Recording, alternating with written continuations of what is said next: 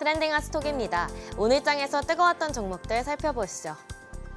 먼저 리비아는 23.24% 폭등했습니다. 폭스바겐이 2026년까지 약 50억 달러를 투자한다고 발표했습니다. 리비안과 합작회사를 설립하는데요. 2030년 이전까지 합작회사가 개발한 기술이 적용된 차량을 출시할 계획입니다. 리비아는 한때 테슬라의 라이벌로 주목받았지만 계속 적자에서 벗어나지 못했는데요. 이번 투자로 제도약의 발판을 마련하고 나아가 부진했던 전기차 업계도 살아날지 주목됩니다. 경기 동양 풍량계 페덱스는 실적 개선에 힘입어 15.53% 급등했습니다. 회계연도 4분기에 EPS 5.41달러, 매출은 221억 달러를 기록하며 모두 예상치를 상회했는데요. 내년 매출 가이던스도 올해보다 최대 5% 더 성장할 것으로 예상했습니다. 이에 JP모건은 투자 의견을 중립에서 비중 확대로 상향 조정하고 목표 주가도 359달러로 올렸는데요. 전략적인 화물 이니셔티브로 향후 40% 더 상승할 수 있다고 평가했습니다. 반면 전기차 부품업체 앱티브는 8% 가까이 급락했습니다.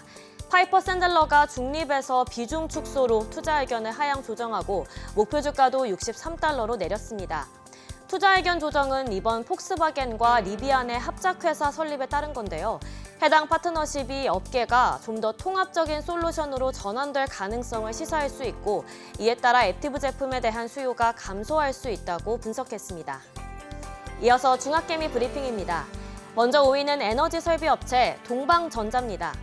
올해 1에서 4월 중국의 태양광 모듈 수출량은 전년 동기 대비 20% 증가했는데요. 이러한 중국의 움직임에 제동이 걸렸습니다. 미국 정부가 관세 폭탄과 함께 동남아에서 생산된 제품의 관세 면제 조치까지 종료했는데요. 관세 우회로가 막히면서 중국 업체들의 경쟁력이 큰 타격을 입게 될 전망입니다. 이에 동방전자의 주가가 큰 폭으로 하락하면서 중학개미가 매도 우위를 보였습니다. 4위는 중국중면입니다.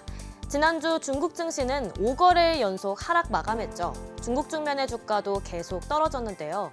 최근 위안화 가치의 연이은 하락으로 자본 유출에 대한 경계심이 깊어지면서 중국 증시에서 매도세가 우세했습니다.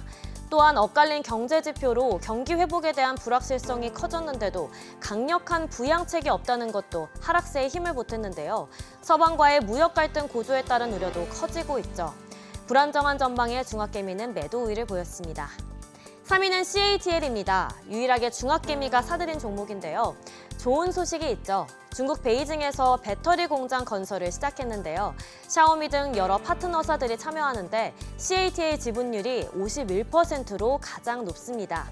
이 공장에서 생산하는 전기차 배터리를 샤오미, 리오토 등에 납품할 예정입니다. 초강력 배터리도 곧 출시하는데요. 8톤급의 전기 비행기가 최대 3km를 비행할 수 있는 배터리를 이르면 2027년에 선보일 예정입니다. 2위는 기주 모태주입니다. 중국의 삼성전자 기주 모태주가 상승 동력을 잃고 있습니다. 21일장에선 시총 1위를 내주기도 했는데요. 중국 경기가 침체하면서 수요가 둔화됐기 때문이죠. 이에 도매가도 한 달 새 10% 급락했는데요. 시장에선 도매가 변동성은 진정될 것으로 보이지만 2분기 비수기 진입으로 단기 주가 탄력성은 부족하다고 평가하고 있습니다. 이에 중학개미는 35만 달러어치를 매도했습니다. 마지막으로 1위는 비아디입니다. 캐나다까지 중국산 전기차에 관세 폭탄을 던졌습니다. 이런 가운데 버크셔 해서웨이가 비아디의 지분을 일주일 만에 또 줄였는데요. 6.9%에서 5.99%로 이전보다 감소폭이 크죠. 이에 중학개미도 이번엔 버크셔를 따라 매도 우위를 보였습니다.